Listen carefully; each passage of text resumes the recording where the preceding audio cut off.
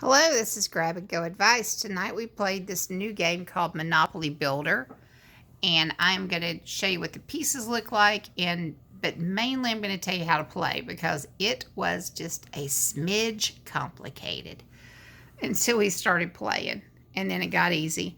But I'm going to try to help save you some time on the directions, just kind of show you this so that you can set it up and play quickly. I'm also going to tell you why you should buy this game. I'm going to start with that. First of all, how fun is this to be able to build up with Monopoly? To be able to take your things and just purchase and make this beautiful community here with buildings. There are 4 colors total. As you see back there, you have the green on the right, the orange pieces. These are kind of a strawberry color, red, but I call them strawberry pink. And then you have the purple. Tonight I was purple and I won the game. There are a couple of different ways in which you can win the game. First of all, the game ends as soon as someone gets the little penthouse suite on top, which is the silver piece. That little silver dome, that is when the game ends. Does that mean that you won? No, because you may not have everything you need to win. The 2 key things to win are going to be having these 2 cards here. The Builder's Bonus card. One is worth 3 points and the other one's worth 5 points. What are the 2 cards about? For 3, the most money at the end of the game, cash. And then for 5, the biggest community, the blocks. So the purple had the biggest community on the board tonight.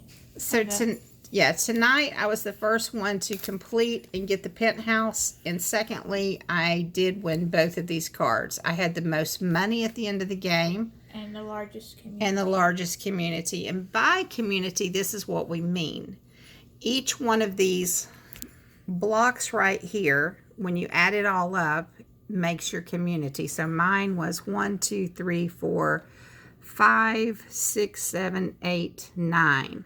So I had 9 buildings. Even though they're only 1 story, I had 9 buildings. She had how many? She had 7. So therefore I won with the community card, and also I had the most money. So we're going to explain how to play. It's very much like a traditional Monopoly game. You get these cool pieces here, the cat, the dinosaur, the rubber ducky, and a penguin. Those are the 4 pieces. It's perfect for 4 players, although if you need to do more, you could always put 2 people in a group. The money is very similar to the regular Monopoly money. The denominations are pretty similar. And that's what the money looks like when it's just kind of spread out on the table. So the first thing you're going to do when you play this game, understand that this is not built. You're going to have to build it up. So it is going to look more like just that. It's just going to have those little plugs right there, and you come in and you're going to start building on them. And it's kind of cool because if you look at the board, that's the ocean and the sand is the shore. Go right down in the middle here where she and I decided to build at, and you're going to see right down there, it's like a water fountain. A little pretty water fountain area. So it's neat, and it also has a marina over there with the boats. So someone might want to build, which she actually did. She chose that little section there where the marina is. So the board itself is actually a very pretty board. It has the traditional Monopoly with the pieces going around the edges on the sides. So now we're going to get into the nitty-gritty as to how you play. You're going to pick out your piece. When you pick out your Monopoly piece here, it's going to dictate which card you get. Each piece corresponds to a card. So the dinosaur would get a green one, the ducky gets a yellow one, the cat Hazel gets the purple one to your left, and the penguin gets the red one to your right. Each of them show the resources to build up the buildings, and they're all the same regardless of the card. Now what's different is when you roll a 6. When you roll a 6 for the penguin, you'll get 2 reds. And if you roll a 6 for the purple here, you'll get 2 purples. The advantage to this is that if you're the rubber ducky, the yellow, that when you get to the higher upper buildings, that you'll need more yellows. So there is an advantage if you are the rubber ducky. Now, when you are buying buildings, why would you buy buildings? Because in the end, the buildings don't count, but they help you get resources. When you roll the dice, and you say you land on a 10, say it rolls on a 10, any player, whether it's me, you, someone else, someone rolls on a 10, you get to collect 2 greens from St. Place. And so if someone else has the same 10 card, then they get it. And it could be some other building. And say it's Kentucky Avenue. You own Kentucky Avenue. They roll 5. You get a 5. Now for rolling a 6, it can be any. Okay, let me intervene right here real quick. What we mean by you get 5 or whatever, when someone rolls a 5, you're going to get 2 pieces. Or if they roll a 6, you're going to get 2 pieces. It's the resources. Is this, the resources. This game is really based on resources. More than anything else, it's a resource-based game. Of course, money is important because that's what allows you to buy properties. And as she mentioned, here are 2 properties, for example, and they have different resources. And in order to build, at first, for the first floor, it doesn't matter. You just have to have 2 resources. Resources are these little pieces right here, okay? You can never have over 6 resources at one time. If you have more than 6, you have to discard them. All right, For so the there's place 6. you are on the board. All right, so when you roll, if you roll a 10, you're going to get 2 green ones, which I'll just show you real quick. I'll pull 2 green ones out of here. So you're going to get 2 green ones. And if someone comes in and they roll a 5, they're going to get 2 red ones. So you just go over here to the resource thing. You're going to get 2 reds. Okay. Put them right there. All right. So say I have this right here. I can go ahead and start building. I'm going to be able to take 2 resources. And I'm going to be able to get my first piece. Okay. Well, for me, I'm purple, so it would be one of these right here.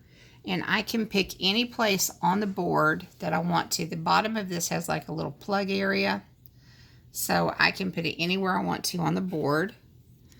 You're going to want to build so that your community touches, because there is a way that someone can block you off, especially if you're playing with 4 players. Say they want to block you off there. If you get blocked off, you can't just put a purple piece over here. I mean, you can do it, but it won't do you any good because you're not building up your community. What that would do, though, is to help you block someone else from building. Okay? All right. So, when you roll the dice, you're going to do the go thing. And of course, with this game, you start out with money. You're going to roll. You're going to go. So let's see. 1, 2, 3, 4, 5, 6, 7. That's Vermont Avenue. So I would put my cat there. If I want to buy Vermont Avenue, I can. As you can see, it's for sale for $100 million. So that is what I would have to spend in order to get Vermont Avenue. And just like these cards here, Vermont Avenue will have a different number. It may have the same number, but a different color. So the idea to build up your resources that you need to build, you're going to have to buy properties, okay? For people who don't want to buy properties, they're not going to have a good shot at winning this game because you need those resources right there in order to build your community. We played the other night with another person. It was interesting, their strategy. They only wanted to build straight up. They did not want to build outward. They just wanted to take it straight up, be the first one to get the top piece. And by the way, the game only comes with one of these top pieces. It just fell over. But it only comes with one. It looks like some of the towers that are, I'm not going to say which one, but I'm sure you guys know which tower I'm speaking of in New York City. All right. So the first one that gets that piece wins. Their strategy was to forget building out, which means that they lost one of these cards here. They just wanted to build straight up, shut the game down, and try to win. They lost. They didn't just lose, they came in last place. By having that sort of strategy, you don't have a chance to build, you don't have a chance to gain pieces. And if you look on the board here, there's another thing that you can add into the end of the game, and that is the points from how many buildings you have. So for every building I have that just has one piece, I'm going to get 1 point. To have a 2-floor building, I'm going to get 3 points. To have a 3-floor building, I'm going to get 6 points. And to get a 4th floor, it's going to be 10 points. And if you get the penthouse, it is 16. So this one person got the 16 points. You know, it's like, wow, ta-da, I got 16 points. However, on your property, the person who gets the most, the person who gets the most things built is going to have potentially more points. Take, for instance, the red properties right there. There were 7 of these built. So they had, they had 2 of the 2 stories. So that's 6 points. They had 1, 2, 3, 4 of the 1 story, so that's 10. And then they had this here, so they had a 4th floor, one of those. So they had more points, obviously, than just the 16. So it's a very fun game to play. It's really simple. Still go over the directions from what I'm telling you. The chance cards here are a little bit different. When you land on chance, I'm just knocking the board down to get a card, but I will show you one right here. So that right there is an example of one of the chance cards. The chance cards are definitely different. Some of the chance cards are going to allow you to steal someone else's resources. Again, the resources are these little things here. And they're very fun to collect. You have to collect the resources in a certain manner at first in the game, no matter what cards you have, like this one, or the other 2. It's identical. Any two resources will build your 1st floor. Any 3 will build your 2nd floor. But then it starts getting tricky. You have to have a red one, a green one, and then one of any color to build the 3rd. And the 4th floor is the hardest because you have to have one of each and then one extra. You can never go over having 6 of these at one time. Even if you have 20, you can't have 20. You have to get rid. You can pick and choose which 6 you would like to keep, but you can only have 6 resource pieces at one time. This is such a fun game. I kid you not. This is our 2nd time playing. We've had a lot of fun. It's definitely a Monopoly keeper. There's so many different Monopoly games, but this one here is truly a treasure. The original, there's nothing like it. We've actually got that around here. It's behind this game here. We have the original. But if you're looking to add just one other Monopoly game, this one truly is different with the fact that it is a 3-dimensional game. And those are the other colors right there, the building.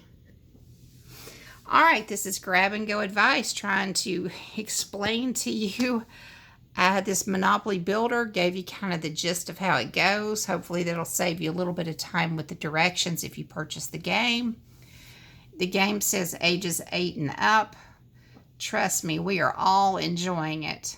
and this is just our second time playing. This is a fun game. It doesn't go on as long as the original Monopoly game because, again, it'll end as soon as someone gets that top piece. And even if you play out, because I used every single one of my purple pieces down there, and even with playing out to the full extent of how far you can go, I don't know, we may have played for like a little over an hour, hour and a half at most. So it's not like the unending traditional Monopoly game. All right, this is Grab and Go Advice, just here to tell you that Monopoly Builder is a game changer in the game of Monopoly. It requires strategy. It's 3D. It's fun. It has new fun pieces to it. Even has the little rubber duck right there. It's a keeper. Add this to your game library and you'll be most happy that you did. Alright, if you like my channel, please click subscribe and spread peace, love, and as always, happiness. Have a blessed day. Thanks.